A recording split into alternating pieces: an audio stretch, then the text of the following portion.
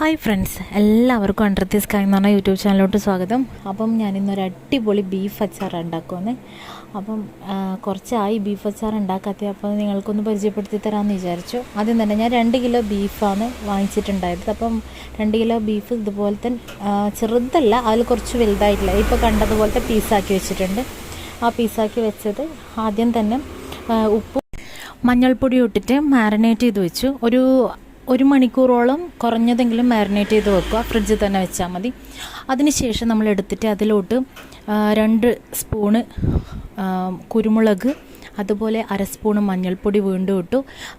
ഒരു 2 സ്പൂണ് മുളക് പൊടി ഇട്ട് നല്ലോണം ഒന്ന് മിക്സ് ചെയ്യുക. കുറച്ച് നമ്മളെ മീറ്റ് മസാലയും കൂടി ഇട്ട് മിക്സ് ചെയ്ത ശേഷം നമുക്കിതുപോലെ ഓയിലൊഴിച്ച് പൊരിച്ചെടുക്കാം. ഇതുപോലെ പൊരിച്ചെടുക്കുമ്പോൾ ശ്രദ്ധിക്കേണ്ടതെന്ന് വെച്ചാൽ അങ്ങനെ വറുത്തെടുക്കരുത്, കുറച്ചൊന്ന് സോഫ്റ്റ് ആയിരിക്കണം, ആ കളറൊന്ന് ചേഞ്ച് ആയിരിക്കണം, അത്ര മാത്രമേ ഉള്ളൂ. കാരണം നമ്മൾ അച്ചാറാക്കുമ്പോൾ വീണ്ടും എന്തായാലും അതിലിട്ടിട്ട് മിക്സ് ചെയ്യുന്നതാണ്. അതപ്പം അത് വെന്ത് വരണം, അതുപോലെ നല്ല ഭയങ്കര ഹാർഡാവാൻ പാടില്ല, കുറച്ച് സോഫ്റ്റ് ആയിരിക്കണം. ആ രീതിയിലൊന്ന് പൊരിച്ചെടുക്കുക. ഇതുപോലെ പൊരിച്ചെടുത്ത ശേഷം നമ്മൾ അത് വറുത്ത് കോരിയെടുക്കുക. അത് 3-4 ട്രിപ്പ് ഞാൻ ചെയ്യുന്നുണ്ട്. കാരണം ഇത് പ്രത്യേകിച്ച് ശ്രദ്ധിക്കേണ്ടതെന്ന് വെച്ചാൽ കുറച്ച് എണ്ണ എടുത്താൽ മതി. കാരണം കൂടുതൽ എണ്ണ എടുത്ത് എണ്ണ വേസ്റ്റ് ആക്കണ്ട. നമുക്ക് ബാക്കി കുറച്ച് എണ്ണ എടുത്തു കഴിഞ്ഞാൽ നമുക്ക് ഈ എണ്ണയിൽ തന്നെയാണ് ബാക്കിയിലെ ഇൻഗ്രീഡിയൻസ് ഒക്കെ ആഡ് ചെയ്യേണ്ടത്. അപ്പോൾ ശ്രദ്ധിക്കേണ്ട കാര്യം എന്ന് വെച്ചാൽ ഇതുപോലെ എല്ലാം വറുത്ത് കോരിയെടുക്കുക. ഇത് ലാസ്റ്റ് വരെ കാണാൻ ശ്രമിക്കുക. കാരണം എന്ന് വെച്ചാൽ നല്ല ഒരു ടേസ്റ്റി ആയിട്ടുള്ള അച്ചാറാണ്. ഇത് ഇരിക്കും തോറും, അതായത് നമ്മൾ അച്ചാറാക്കി കഴിഞ്ഞാൽ ഒരു 3-4 ദിവസം കഴിയുമ്പോൾ ഭയങ്കര ടേസ്റ്റായിട്ട് വരും. അതുകൊണ്ട് തന്നെ ഇത് കണ്ട ഇതുപോലെ ഞെക്കുമ്പോൾ അതുപോലെ നല്ല സോഫ്റ്റ് ആയിരിക്കണം.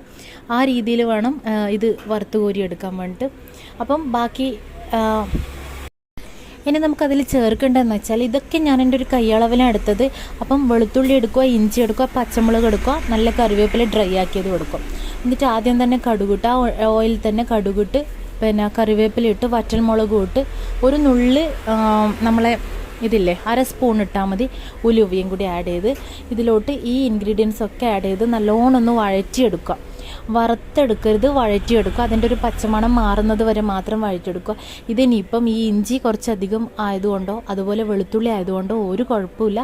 കൂടുതൽ അച്ചാറിന് ടേസ്റ്റ് കൂടുക മാത്രമേ ഉള്ളൂ. കാരണം ബാക്കിയുള്ള ഫുഡ് ഉണ്ടാക്കുന്നത് പോലെയല്ല, അച്ചാറിന് ഇതൊക്കെ കുറച്ച് കൂടുതലായാലും അതിന് ടേസ്റ്റ് കൂടുതലാണ് ഉണ്ടാവുക. കാരണം ഇഞ്ചിൻ്റെയും വെളുത്തുള്ളിൻ്റെയും ഒക്കെ ഇതൊന്ന് ആ ഒരു പച്ചമണം മാറുമ്പോഴേക്കും നമുക്ക് അതിലോട്ട് 3 സ്പൂണ് കാശ്മീരി ചില്ലിയാണ് ഇതിട്ട് ആഡ് ചെയ്ത് കൊടുത്തത്. അതിലോട്ട് അച്ചാർ പൊടി, നമ്മളെ 50 ഗ്രാമോളം അച്ചാർ പൊടി ഞാൻ ചേർത്ത് കൊടുക്കുന്നുണ്ട്. പകുതി പാക്കറ്റാണ് കൊടുക്കുന്നത്. 50 ഗ്രാമോളം അച്ചാർ പൊടി ചേർത്ത് കൊടുത്തു. നല്ലോണം ഒന്ന് ഇതൊക്കെ ലോ ഫ്ലെയിമിൽ വെച്ചിട്ട് വേണം ചെയ്യാൻ വേണ്ടത്, അത് ശ്രദ്ധിക്കുക.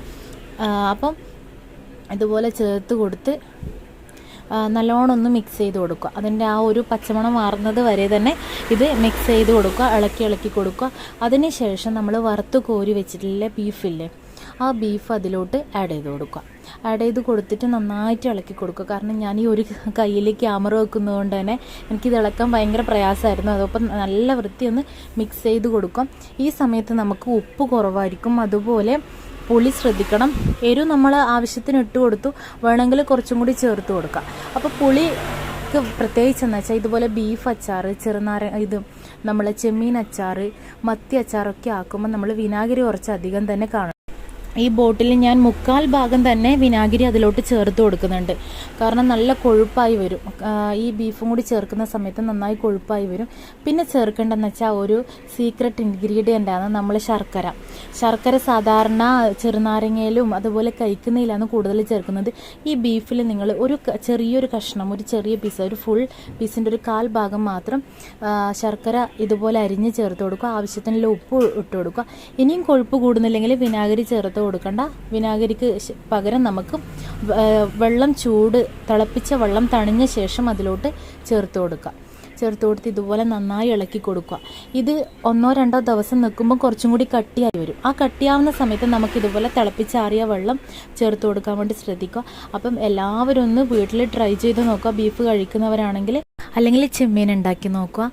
അപ്പം വീഡിയോ ഇഷ്ടപ്പെട്ടിട്ടുണ്ടെങ്കിൽ ലൈക്ക് ചെയ്യുക, ഷെയർ ചെയ്യുക, ചാനലൊന്ന് സബ്സ്ക്രൈബ് ചെയ്യണേ. Okay, thank you.